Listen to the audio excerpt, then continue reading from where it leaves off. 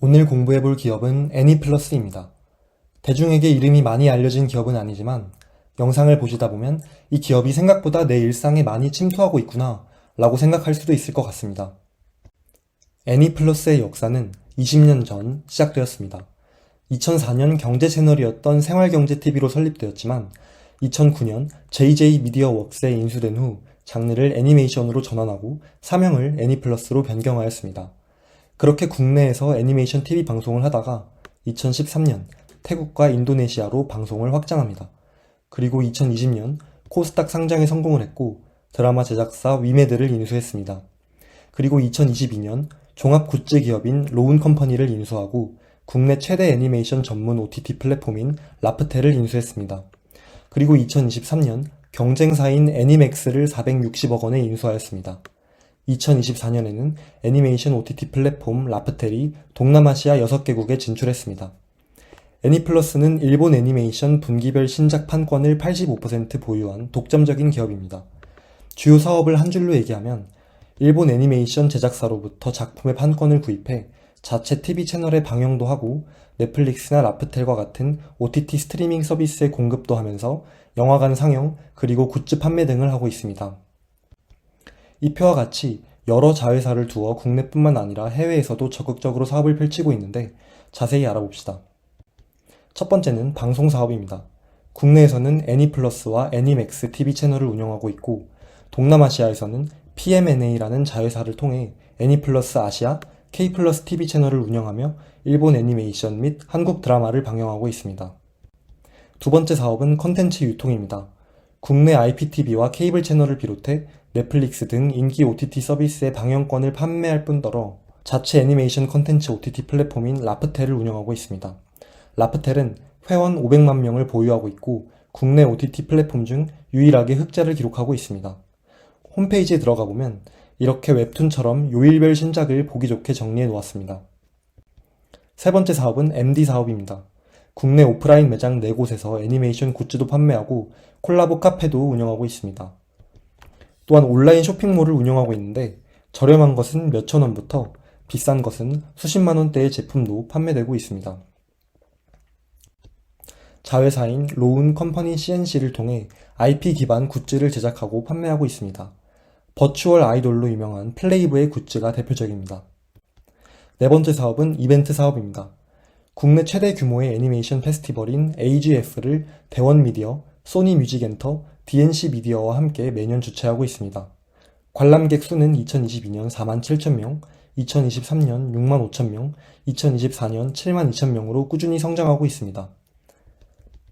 그 외 자회사 미디어앤아트를 통해 요시고 사진전과 웨스 앤더슨 사진전으로 유명한 그라운드 시소 전시관도 운영하고 있습니다.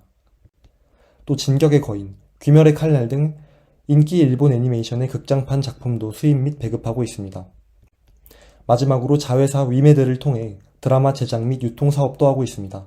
가장 유명한 작품은 2021년 MBC에서 방영된 오소메 붉은 끝동으로 이준호와 이세영을 주연으로 시청률 17.4%를 기록했습니다.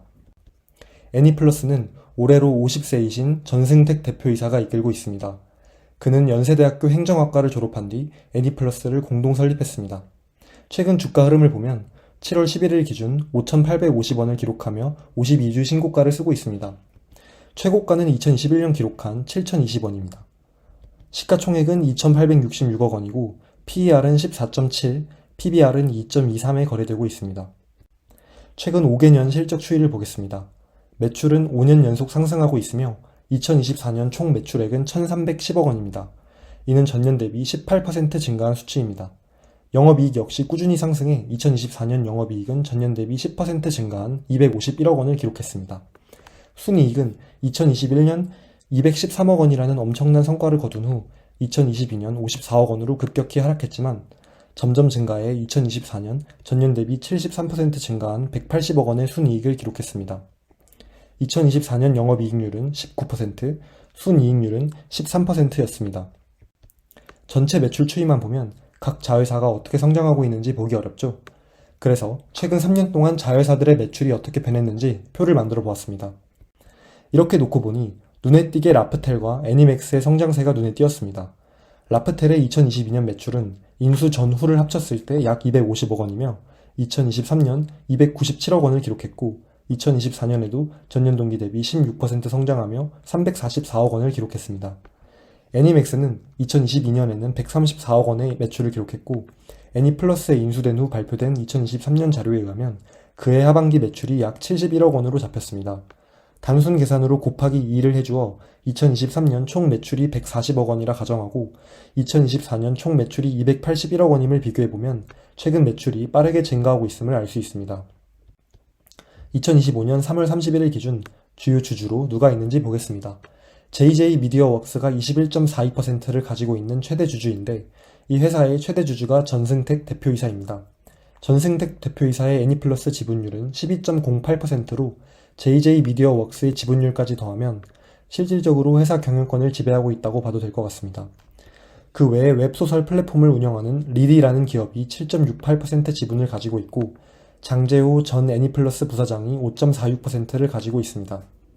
회사 임원들도 작게는 0.03%, 많게는 1.39%까지 지분을 가지고 있고 자사주를 2.91% 보유하고 있습니다. 이제 2025년 1분기 연결 기준 실적을 보겠습니다. 매출액은 294억 원으로 전년 동기 대비 14% 증가했지만 직전 분기 대비 9% 감소했습니다.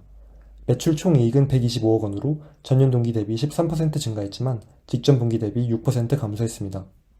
영업이익은 52억 원으로 전년 동기와 같고 직전 분기 대비 10% 감소했습니다. 순이익은 42억 원으로 전년 동기 대비 61% 증가했지만 직전 분기 대비 35% 감소했습니다. 최근 5분기간의 추세를 보면 모든 수치가 좋아지다가 살짝 꺾인 느낌이 있습니다. 이제 1분기 연결 재무상태표를 보겠습니다. 총 자산 2,621억 원 중 유동자산은 932억 원이고 그중 현금 및 현금성 자산이 582억 원으로 가장 많은 부분을 차지하고 있습니다. 비유동자산은 1,690억 원인데 그중 1,400억 원이 무형자산입니다. 애니플러스가 보유한 수많은 애니메이션 판권이 무형자산으로 잡히기 때문입니다. 총 부채는 1,351억 원으로 그중 단기 차입금은 75억 원, 장기 차입금은 154억 원, 그리고 전환사채가 305억 원가량 있습니다. 총 자본은 1,270억 원으로 부채 비율은 106%입니다. 1분기 현금 흐름표를 보겠습니다. 영업활동에서는 204억 원이 순유입되었고 그중 순이익이 42억 원 차지했습니다. 투자활동에서는 100억 원이 순유출되었으며 그중 무형자산 취득에 95억 원을 사용하였습니다. 재무활동에서는 39억 원이 순유출되었으며 그중 28억 원은 자사주 매입에 사용하였습니다. 이렇게 하여 현금 및 현금성 자산은 총 64억 원 순유입되었고 기말 현금 및 현금성 자산은 582억 원으로 늘었습니다. 2025년 주주총회 때 어떤 얘기가 오갔는지 살펴보겠습니다. 네이버 블로그 제테쿠스님과 키스카페님의 글을 참고했습니다. 2025년 가이던스는 매출액 1,750억 원, 영업이익 350억 원, 순이익 250억 원을 제시했습니다. 또 숏폼 드라마 제작 등 새로운 사업을 할 계획이며 6월에 러브포비아라는 드라마를 새로 방영한다고 밝혔습니다. 하반기에 드라마 한 건을 추가로 출시할 예정이라고 합니다. 또한 전환사채 콜옵션을 최대한 행사할 예정이며 그리할 시 전환 가능한 전환사채 예상 잔액은 193억 원으로 보면 된다고 합니다. 대표이사님께서 이때까지는 회사가 사업만 잘하면 주가가 오를 것이라고 생각했는데 그게 아니라는 것을 느꼈고 IR을 강화해 주주와의 소통을 적극적으로 하고 전환사채 콜옵션을 최대한 행사해 주가를 부양하겠다는 취지의 말씀을 하셨다고 합니다. 이제 이 기업의 투자 포인트에 대해 생각해 보았습니다. 첫 번째 투자 포인트는 라프텔의 성장성입니다. 라프텔의 매출은 2021년 16억 원, 2022년 250억 원, 2023년 297억 원, 그리고 2024년 344억 원으로 점점 증가하고 있습니다. 순이익 또한 2021년에는 마이너스 0.6억 원이었지만 2022년 애니플러스에 인수된 후 2023년 24억 원, 2024년 51억 원으로 이익이 점점 증가하고 있습니다. YG앱 리테일이 2025년 한국인 스마트폰 사용자를 대상으로 OTT 앱 사용 현황 결과를 발표한 바에 의하면 라프텔의 월간 사용자 수는 83만 명으로 전체 OTT 중 7위를 차지했으며 하나의 OTT 앱만 사용하는 단독 사용자 비율은 46%로 48%인 넷플릭스에 이어 전체 2위에 올랐습니다. 이는 라프텔 사용자들의 높은 고객 충성도를 의미합니다. 한편 라프텔은 기존의 광고를 시청한 뒤 일부 작품을 무료로 감상할 수 있는 광고 보고 무료 보기 서비스를 제공해 왔습니다. 그러나 6월 30일부터 이 서비스를 종료하고 멤버십 구독, 또는 개별 작품 구매 방식을 통해 스트리밍 서비스를 진행하기로 했습니다. 멤버십은 월 9,900원 또는 14,900원의 두 가지 종류가 있고 이 정책 변화로 인해 3분기부터 라프텔의 실적이 더 증가하지 않을까 생각해봅니다. 한편 올해 5월 기준 라프텔은 작년에 광고 기반 요금제 방식으로 동남아 6개국에 진출했는데 1년 만에 월간 활성 이용자 30만 명을 확보했다고 합니다. 특히 태국, 말레이시아, 인도네시아에서 트래픽이 집중되고 있고 이에 따라 라프텔은 올해 2월부터 유료 구독형 모델도 새로 도입했습니다. 동남아시아 애니메이션 시장은 빠르게 성장하고 있는데 시장 조사 업체 IMARC에 따르면 2025년부터 2033년까지 연평균 8.4% 성장해 2033년에는 약 13조 원 규모에 이를 것으로 전망합니다. 두 번째 투자 포인트는 여러 기대되는 이벤트가 있다는 점입니다. 우선 8월 22일 국내에서 귀멸의 칼날 무한성편 극장판이 개봉됩니다. 애니플러스의 자회사 애니맥스가 이번 영화의 수입과 배급을 맡았습니다. 작년 말에 공개된 예고편 영상은 벌써 유튜브 조회수 100만 회를 넘으며 뜨거운 관심을 보이고 있습니다. 이전 시리즈인 귀멸의 칼날 무한열차편 극장판은 2021년 개봉해 총 222만 명의 관객을 모아 그해 개봉한 영화 중 6위의 성적을 거두었습니다. 2021년은 코로나19 거리두기 정책이 시행되던 때인 것을 감안하면 올해 극장판은 더 좋은 성적을 거둘 수 있지 않을까 예측해봅니다. 영화가 흥행에 성공한다면 굿즈 판매가 자연스럽게 많아질 것도 예상할 수 있습니다. 이미 애니플러스 샵에서는 7월 말 발매 예정인 귀여운 피규어들을 만나볼 수 있었습니다. 또한 버추얼 아이돌 그룹 플레이브가 오는 8월 15일 올림픽공원 K스포돔에서 개최되는 서울 콘서트를 시작으로 타이페이, 홍콩, 자카르타, 방콕, 도쿄까지 총 6개 도시에서 아시아 투어를 개최합니다. 국내에서는 3일간 콘서트를 여는데 전석 매진되었습니다. 플레이브는 6월 16일 일본에서 첫 번째 싱글 앨범 카쿠렌보로 데뷔하자마자 판매량 19만 장을 넘기며 오리콘 데일리 싱글 차트 1위에 올랐다고 합니다. 아이돌 그룹의 인기가 올라가면 자연스럽게 굿즈 판매는 증가합니다. 플레이브의 공식 굿즈는 블래스트 샵에서 판매하는데 현재 많은 제품들이 품절되었습니다. 그리고 이 블래스트 샵을 운영하는 회사는 로운 컴퍼니 CNC로 바로 애니플러스의 자회사입니다. 세 번째 투자 포인트는 주주환원 가능성입니다. 사실 애니플러스는 이때까지 배당을 한 번도 지급한 적이 없는데 올해 처음으로 분기 배당을 하기로 결정했습니다. 이는 배당금의 재원인 이익잉여금이 최근 꾸준히 증가하고 있기 때문인데 1분기 이익잉여금은 897억 원으로 전년 동기 대비 25% 증가했습니다. 또한 올해 1월 30억 원의 자사주 매입을 결정했으며 5월 해당 자사주 매입을 모두 완료했습니다. 거기서 끝나지 않고 올해 1월에 30억 원 규모의 3회차 전환사채를 소각했고 올해 4월 75억 원 규모의 4회차 전환사채를 소각했다고 밝혔습니다. 전환사채란 회사가 자금을 조달하기 위해 발행한 채권의 한 종류인데 추후 원금 대신 기업 주식으로 전환할 수 있는 옵션이 있는 사채입니다. 만약 이 전환사채에 투자한 사람이 정말 원금 대신 주식으로 전환을 하면 기존 주주들 입장에서는 전체 주식수가 늘어 주가가 희석되는 효과가 나타납니다. 그런데 회사가 채권 만기 전 미리 그 전환사채를 사들여서 소각을 해주면 주가 희석 리스크가 감소하는 것이라 기존 주주들 입장에서는 호재입니다. 네 번째 투자 포인트는 애니플러스의 수직 계열화된 밸류체인입니다. 애니플러스는 일본 애니메이션의 수입, 배급, 유통, 전시, 행사, 그리고 굿즈 제작까지 팬덤 비즈니스에 필요한 모든 사업 구조를 갖췄다고 해도 과언이 아닙니다. 만약 여기서 애니메이션 자체 제작까지 성공한다면 더할 나위 없겠지만 욕심일까요? 컨텐츠 사업을 진행하기에 필요한 모든 툴은 보유했기에 이제 앞으로의 행보가 기대됩니다. 마지막으로 투자 리스크에 대해 알아보겠습니다. 첫 번째 투자 리스크는 엄청난 성장을 보이고 있는 라프텔이 추후 물적 분할 후 단독 상장할 가능성이 있다는 점입니다. 2022년 애니플러스는 케이스톤 파트너스라는 사모펀드와 함께 리디 주식회사로부터 라프텔을 인수했는데 이때 케이스톤 파트너스의 지분은 43%나 됩니다. 사모펀드가 비상장 기업인 라프텔에 투자한 이유는 결국 상장을 시켜 엑시트를 하기 위함일 것입니다. 실제로 올해 주주총회에서 라프텔의 IPO 가능성이 있는지에 대한 질문이 있었는데 회사 측은 단독 상장할 가능성이 있다고 답변을 했습니다. 애니플러스에서 큰 지분을 차지하고 있고 최근 성장세가 가장 가파른 라프텔이 단독 상장한다면 애니플러스 주식의 가치는 그만큼 떨어질 가능성이 있습니다.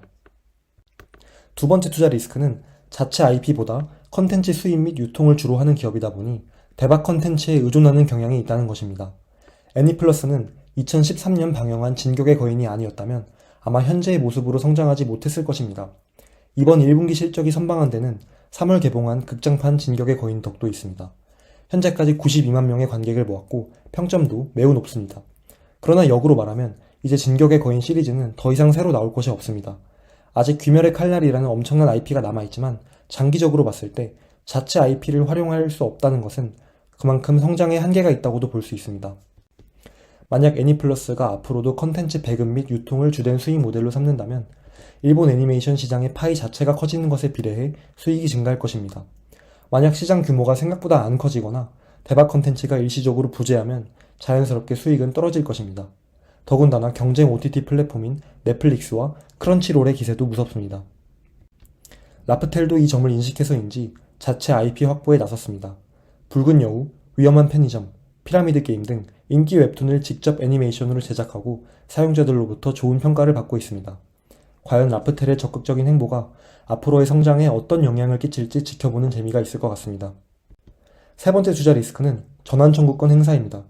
네이버 블로거 제테코스님의 글에 의하면 회사 측은 3월 31일 기준 전환사채가 아직 408억 원 남았고 콜옵션 행사 가능한 195억 원치를 제외하면 약 193억 원의 전환사채가 실제 전환 가능한 규모라고 밝혔습니다. 그 후 5월 27일 100억 원 규모의 4회차 전환사채가 주식으로 전환 청구되어 발행 주식 총수 대비 6.9%인 316만 주가 새로 발행되었습니다. 그리고 오늘 7월 14일 이 영상을 만들던 중 회사는 75억 원 규모의 4회차 전환사채가 주식으로 전환 청구된다고 공지했습니다. 발행 주식 총수 대비 4.2%인 206만 주가 7월 31일에 새로 발행될 예정입니다. 이 소식이 전해지자 애니플러스 주가는 시간의 단일가에서 5% 이상 급락하고 있습니다. 이제 회사가 언급한 193억 원 중 175억 원이 행사되었습니다. 18억 원치 물량만 시장에 더 나오면 끝입니다. 물론 단기적으로 주가 희석에 의해 가격이 조정받을 수는 있지만 모두가 아는 악재는 호재이듯이 해석에 따라 회사가 지닌 전환사채 리스크는 많이 해소되었다고 볼 수도 있겠습니다. 저는 개인적으로 진격의 거인을 인상 깊게 봐서 그런지 이번 애니플러스 기업 공부는 정말 재밌었습니다. 이 영상을 보신 여러분들도 유익한 정보를 많이 얻어가시길 바랍니다. 감사합니다.